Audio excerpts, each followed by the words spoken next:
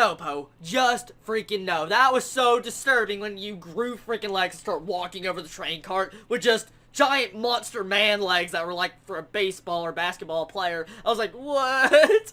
But I like this episode. It was really good, and we got to see a lot of background story to Azuma and see how she was treated just like Wakaba. And so this is why these two characters are starting to connect and why they can relate to each other really well. So seeing some backstory on Azuma and finding out that she was just mistreated, constantly made fun of, never in a circle of friends just because what she believed in spirits and occult stuff, really adds depth to her actual character that was much really needed in the series. And so Wakaba and them growing as connection and getting to see how Wakaba comes to save the day was really cool. Nice, get a little short episode that managed to touch your heart a bit and saving her from going to the afterlife and going basically to, I guess, heaven or hell. I don't know. But it was a really good episode. And Poe, a lot of people were saying Poe reminds people of Kirby, and I said Majin Buu in the first episode. I'm gonna have to restate my statement. He reminds me of Kirby in this episode, sitting there freaking sucking up Wakaba and Azuma with his freaking, like, breath and then saving the day and getting out of the freaking, like, I guess, the mid-transition zone between heaven and hell or the living and the dead world.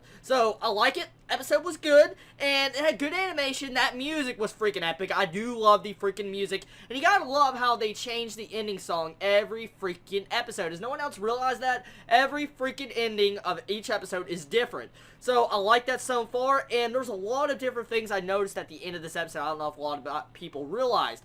Poe, when Wakaba was holding Poe in her hands in the hospital right at the end, Poe put his hand on her and she saw like a baby hand. And so, that makes me question is, what is Poe? We know he's a creature like a ghost or something, and a spirit, but maybe this person that Poe is, maybe like someone that she knows. Someone that was in another lifetime or something where they're like, but what if it's like her brother or something? I mean, we don't know much about Wakaba's actual past and much about exactly why she could see spirits and stuff. So maybe Poe is actually maybe her brother or family member or something, or just a child baby. I don't know. But that's exactly what Poe reminds me of. And so I cannot wait to see exactly what is going to happen. And since Poe now can transform his body into different things, and we saw him actually have English or Japanese conversations actually in this episode, so he can actually form a conversation and speak instead of Poe or Peepo or whatever. So I like it. That episode answered a lot, brought up a lot more questions. Cannot wait for next episode of Pupipo. Definitely one of my favorite anime shorts